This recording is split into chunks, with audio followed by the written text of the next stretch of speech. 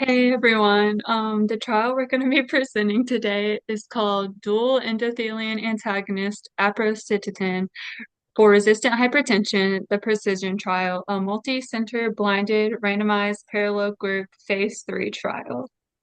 So just some background before we get started. According to the CDC, almost half of Americans, which would be about 120 million people, have hypertension, and it is the leading cause of cardiovascular related deaths and the second leading cause of preventable cardiovascular related deaths. According to the 2017 ACC/AHA guidelines, hypertension stage 1 is defined by a reading of 130 to 139 over 80 to 89 millimeters per mercury, and stage 2 is defined by greater than 140 over 90 millimeters per mercury. Typical first-line medications for hypertension are going to be thiazides, dihydropyridine calcium channel blockers, angiotensin converting enzyme inhibitors, and angiotensin receptor blockers, or ARBs. Typically, these blood pressure goals for patients are less than 130 over 80. And if patients aren't achieving this goal after maximizing all of their non-pharm with fluid restriction, sodium restriction as well, exercise, smoking cessation, alcohol reduction, all of that. And if they're adherent to their medications, don't have secondary hypertension, which is ruled out by the doctor, they can be diagnosed with something called resistant hypertension. What is the study of this trial? So resistant hypertension is defined as uncontrolled hypertension using three or more medications, one of which is going to be a thiazide, or having controlled hypertension, but requiring four or more medications. Around 17% of hypertension patients are considered resistant, and this is more commonly seen in people such as older age, diabetics, the Black population, people like that, and they have a significantly higher risk of myocardial infarction, stroke, end-stage renal disease, and death, about 2 to 6 times higher.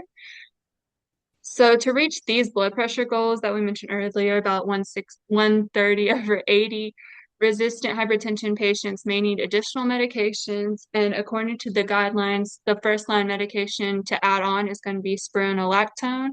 And you can add, if that doesn't work, hydralazine or minoxidil.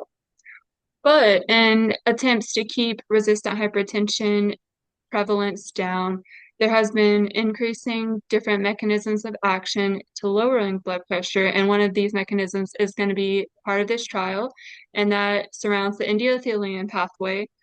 And this is where endothelin 1 binds to the receptors and initiates constriction of the vascular smooth muscle and endothelium and the receptors, which leads to hypertension. So one of the ways to help with this hypertension is to block this pathway.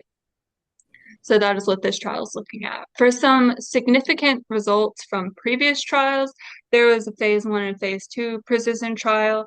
And in phase 1, aprocitentan's safety, dosing, and pharmacokinetics were studied. A little bit from that trial, the half-life was determined to be 44 hours, so they determined to do once daily dosing. About half the patients reported an adverse event. The most commonly was headache. And either the single dose groups, which tested doses from 5 to 600 milligrams, or the 10-day regimen groups, which tested doses from 5 to 100 milligrams, there were no serious adverse effects reported.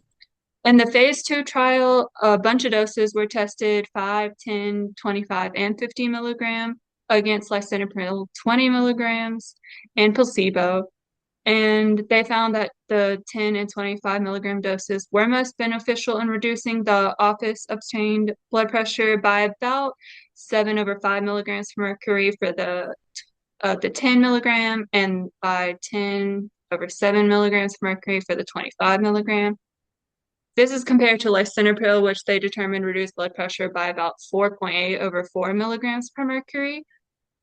This trial was over 8 weeks, and it encompassed 409 patients, which was a little bit bigger than the first trial. Well, a lot bigger than the first trial. phase 1 trial.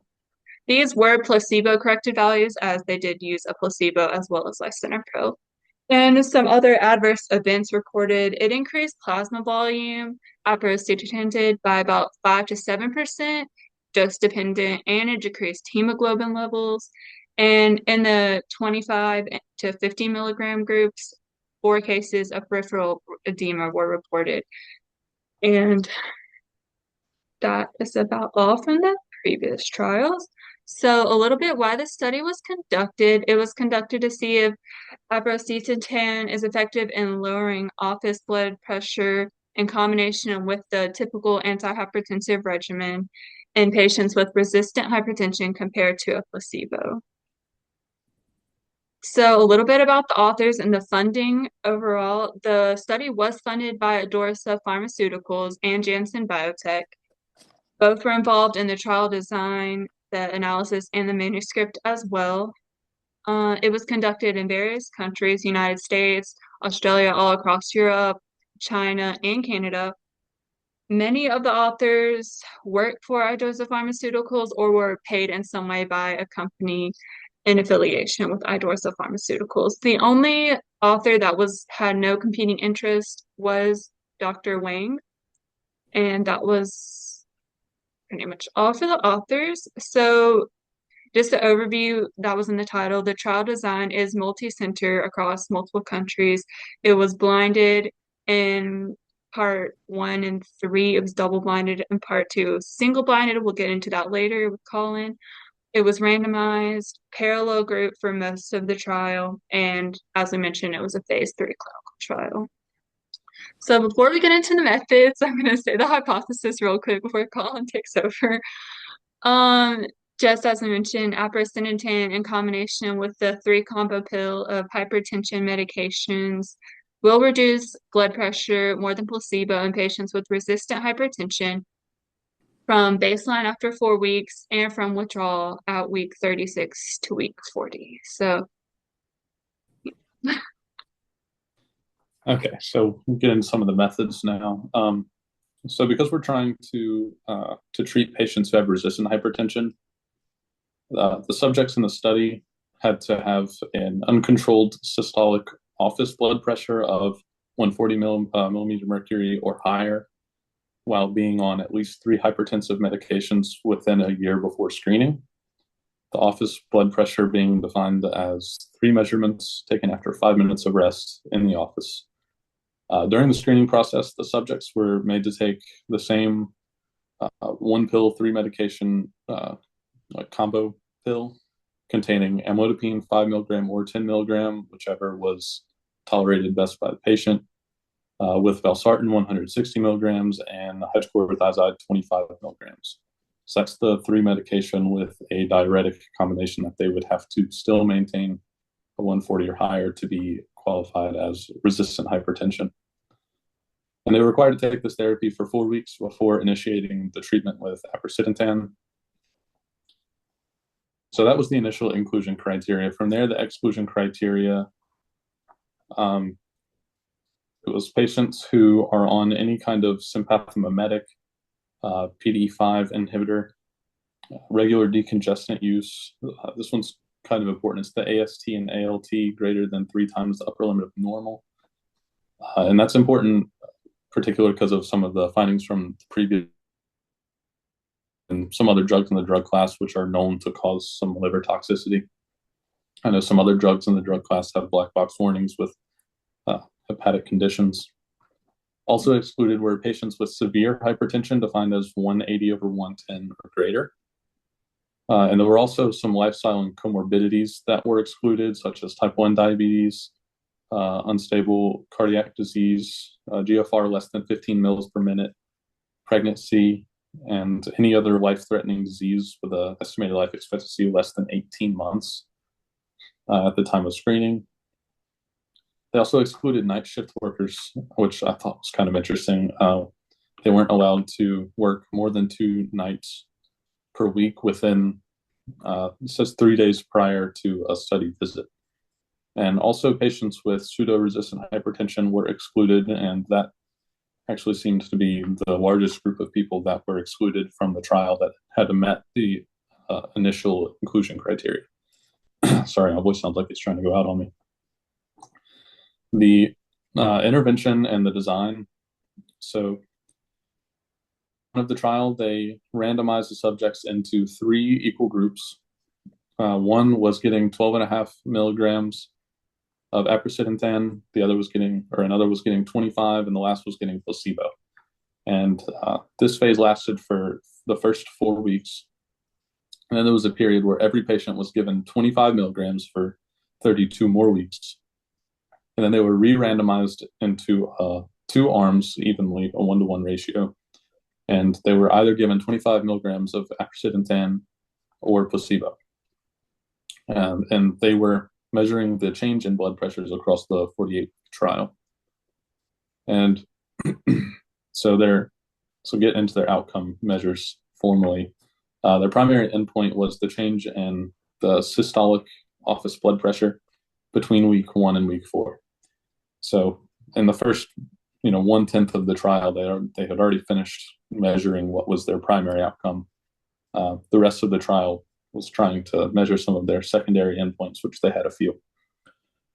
One was the change in sitting blood pressure from week 36 to week 40.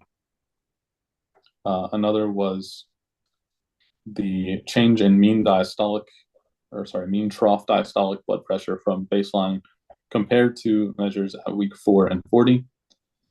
And also they measured the change in office systolic blood pressure from weeks 36 to 38, 44, and 48.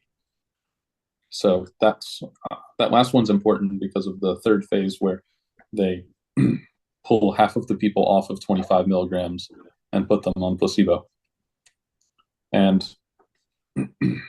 so for the statistical analysis, the power determined sample size for the key secondary endpoint with a type 1 error of 0.05.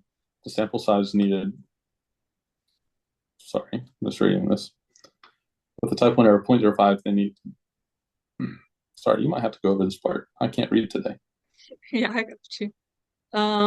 So for the power for the statistical analysis, they mentioned that they did it for the key secondary endpoint, but they also mentioned a power for the primary endpoint. And for the primary endpoint, they had a power needed of over 90%, which is like upwards to 100%. It was about like 97% needed for the primary endpoint.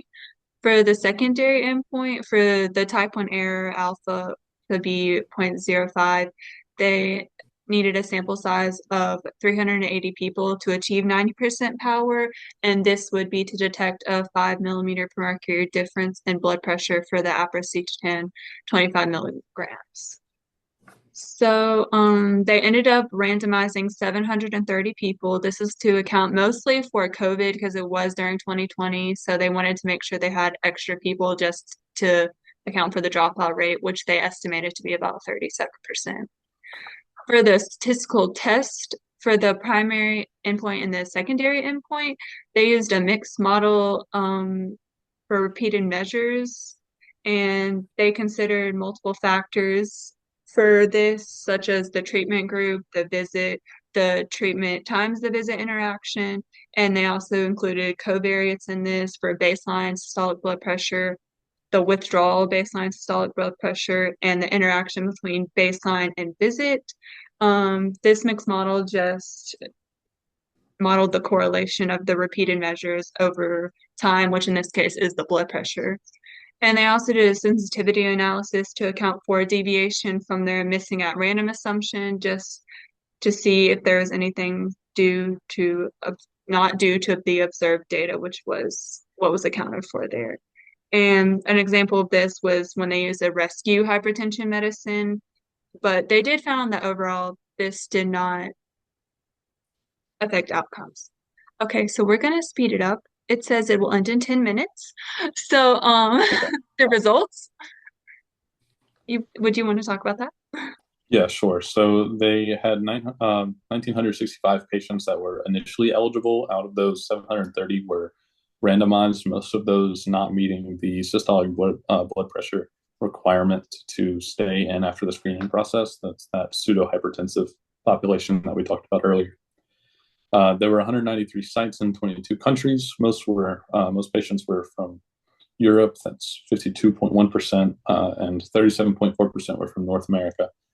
The rest being from mostly Asia or Australia, and there were some other countries too that didn't fall in. So those categories, which is an ethnically uneven population. That's because 82 to 84% of each trial arm was white, as you can see in the chart here. All groups between the arms were similar at the beginning of the study. There were 60% men.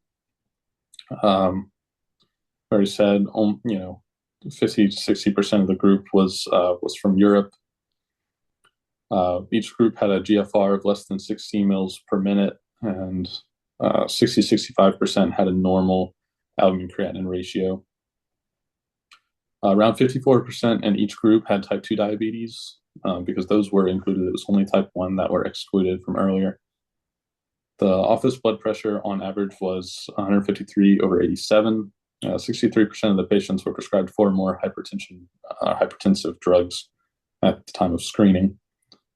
And at re-randomization, the characteristics remains pretty much the same. So the study findings and outcomes. So out of the part 1, aprocitentan, 12.5 milligram was found superior with 97.5% confidence versus placebo, with an overall reduction of 15.26 since the start of therapy. It was a change in 11.46 in placebo. So compared to placebo, it was 3.8 millimeter mercury less. And the 25 milligram overall lowered 15.2 in the systolic, lowering by 3.2 millimeter mercury compared to placebo. So actually, at the very end of the first phase, 12.5 performed ever so slightly better, although not significantly better than the 25 milligram group. And for lack of time, the adverse events, there were no new unexpected problems. Most of the ones that they saw were related to edema, which we had expected because of trials prior. There were some other adverse events reported. I know they mentioned COVID being the reason for some very small number of them, and just other unrelated events from the drug. The author's conclusions, they spoke well about the stable and consistent in the chart here. It doesn't waver very much, and it is measurably lower. They mentioned spironolactone as a treatment for resistant hypertension, but they say that more data is needed for spironolactone's long-term efficacy in relation to tolerability, and that's one thing that they think that their drug might be able to do for the market. The only shortcoming or limitation that they outright mentioned was a lack of placebo in stage 2, although I believe that was on purpose to see what happens when you come off of the drug in part 3. It does remain unknown if this drug actually decreases adverse events. That's not really something that they recorded in this publication. And it does need to be tested in the future against current guidelines best practice. See if I can quickly finish here. How much time do we have left? We have 6 minutes. Okay, beautiful. So my professional opinion or reflection, the trial is strong on a technical and statistical level. The differences there were mathematically exactly what they needed to be to make the claims that they wanted to make. But the reduction was only 3.8 millimeter mercury systolic blood pressure. And so that might indicate a weakness of the drug's ability to actually help the patients who aren't already getting the clinical results from 3 other very strongly supported hypertensive agents. Let's see. Another weakness of the trial was that the patients that were reported were required, or they were per protocol, not intention to treat patients. So they had to follow the regimen exactly in order to be involved in the data presented in the trial.